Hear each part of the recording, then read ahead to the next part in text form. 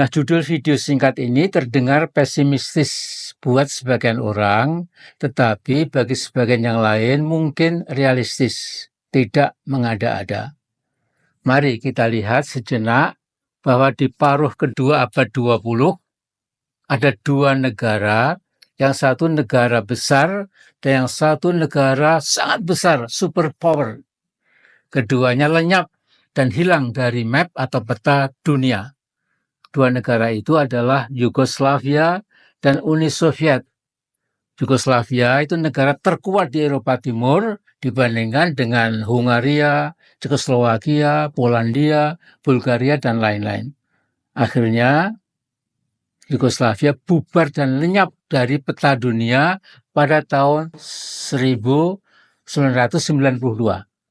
Sementara itu, Uni Soviet atau USSR, Union of Soviet Socialist Republics, bubar dan pecah menjadi 15 negara pada 1991. Jadi setahun sebelum Yugoslavia bubar itu lebih dulu Soviet itu bubar.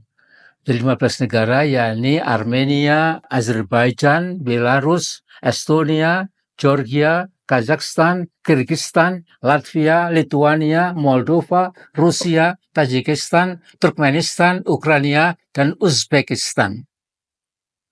Nah, pada tahun 1992 itulah setahun setelah Uni Soviet bubar, Yugoslavia juga bubar. Dan muncullah 6 negara baru yang saling bersaing, bahkan berperang yang menewaskan ratusan ribu orang, terutama penduduk Bosnia-Herzegovina, yang sebagian besar adalah umat Islam. 6 negara itu adalah Bosnia, Herzegovina, jadi satu, ya, Kroasia, Macedonia, Montenegro, Serbia, dan Slovenia. Serbia ini negara yang paling besar, yang banyak sekali tokoh-tokohnya yang biadab, ya. Ini tempatnya Pak Djokovic, ya, yang punya 24 kemenangan di Grand Slam tenis, ya. Itu masalah lainnya. Nah, nasib tragis kedua negara itu, Yugoslavia dan Uni Soviet, semestinya menjadi pelajaran sejarah berharga buat kita semuanya, orang Indonesia, ya. Uni Soviet dan Yugoslavia sudah tidak ada lagi di dunia yang fana ini. Tidak ada lagi petanya. 2 tahun sebelum Uni Soviet bubar, Gorbachev meneriakkan 3 slogan perjuangan, yakni Glasnost, Perestroika, dan Demokratizatsiya. Artinya keterbukaan, restrukturisasi ekonomi, dan demokratisasi. Nah, pernyataan 3 slogan itu, too little and too late, sudah ya terlambat dan ya nggak menolong lagi, ya. Demikian juga Joseph Tito di ujung akhir eksistensi Yugoslavia berusaha menahan bubarnya Yugoslavia, tapi juga tidak berhasil. Nah, sekarang dengarkan saudara-saudaraku, kedua tokoh itu menghadapi 5 persoalan mendasar. Pertama, korupsi sudah menusuk ke jantung kekuasaan. Kedua, yang diusung para elit hanyalah kepentingan sempit pribadi, keluarga, dan konco-konco mereka. Ketiga, terjadi konflik antar etnis. Keempat, pusat kekuasaan sudah tidak bisa lagi mengendalikan keinginan daerah untuk melepaskan diri dari kekuasaan pusat. Dan kelima, pusat sudah tidak bisa lagi dipercaya oleh berbagai kelompok sosial politik, maksud saya, sehingga sudah kehilangan public trust. Nah, persoalan mendasar Indonesia kurang lebih sama dengan Uni Soviet dan Yugoslavia waktu itu. Kalau kita perhatikan mirip-mirip lah, ya. Nah, dengan hilangnya kepercayaan publik itu, maka otomatis rezim berkuasa kehilangan legitimasi. Begitu sebuah rezim sudah kehilangan legitimasi dan kepercayaan dari rakyatnya, maka ibarat sebuah bangunan itu perlahan-lahan tapi pasti akan ambruk, ya.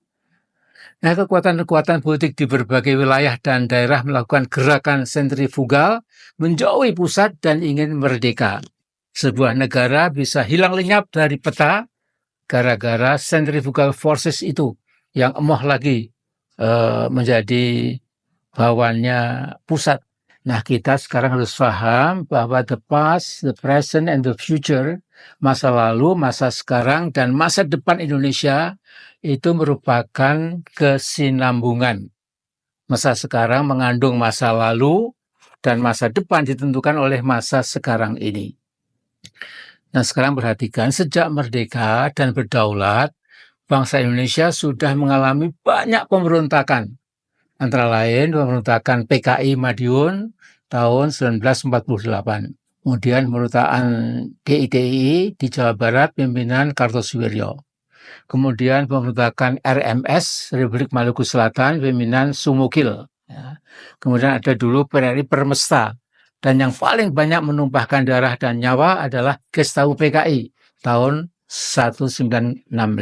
Gara-gara G13 PKI ini, Republik Indonesia pernah membekukan hubungan diplomatik dengan RRT, Republik Rakyat Tiongkok. Nah, mengapa Indonesia membekukan hubungan diplomatik dengan RRT? Karena RRT terbukti telah memberikan bantuan kepada G13 PKI, baik dalam persiapannya, pelaksanaannya, maupun pada masa-masa sesudahnya. Kalimat ini dapat ditemukan dalam buku Jejak Langkah Pak Harto. Nah, bisa kita beli bukunya. Ya. Kita menduga mengapa Mulyono dalam 10 tahun kekuasaannya sangat akrab dengan RRC, melebihi negara manapun juga. Mengapa? Ini pertanyaan yang tidak memerlukan jawaban. Hanya saja ada kata-kata Mulyono yang tidak pernah kita lupakan. Ketika PKI memberontak pada September tahun 65, kata Mulyono, saya kan masih balita, berumur 4 tahun. Masa ada balita PKI? Ya. Nah, apapun, ya, lewat video singkat ini saya hanya ingin mengajak kita bersama, anak-anak bangsa, agar Indonesia tidak bernasib seperti Yugoslavia dan Uni Soviet, bubar dan tenggelam. Ya.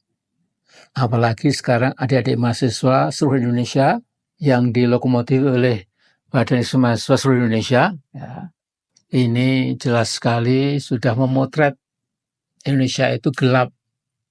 Menurut saya itu malah akan makin gelap. Ya. Jadi bisa tenggelam ya, kalau kita tidak hati-hati. Ya. Jadi resep supaya tidak tenggelam itu elit kita itu jangan hanya menari-nari, hanya jangan ya pesta kemewahan. Itu di mata rakyat kecil itu betul-betul menusuk rasa keadilan. Ya. Jadi saya lihat itu dengan pakaian lengkap, pakai dasi, semua joget-joget itu untuk apa? Gitu. Ini seperti orang yang masa mudanya tidak tersalurkan dan sekarang setelah ya udahlah seperti itu saya kira kita sudah tahu semuanya sangat tidak elok. Ya. Jadi insya Allah ya, selama elit kita itu memikir rakyat sungguh-sungguh, ya, kemudian juga terutama yang beragama itu mendekatkan diri kepada Allah yang Maha Esa, yang Maha Kuasa, yang Maha Adil, ya, Maha Bijaksana juga, insya Allah tidak akan tenggelam. Amin ya rabbal alamin. Ya. Mudah-mudahan ini bisa dimengerti oleh saudaraku sebangsa setanah air. Kalau ada yang benar tentu dari Allah SWT. Kalau ada yang tidak benar itu dari hamba Allah Amin Rais, ya, yang ya banyak kesalahan, banyak dosa, yang masih bodoh dan sebagainya. Assalamualaikum warahmatullahi wabarakatuh.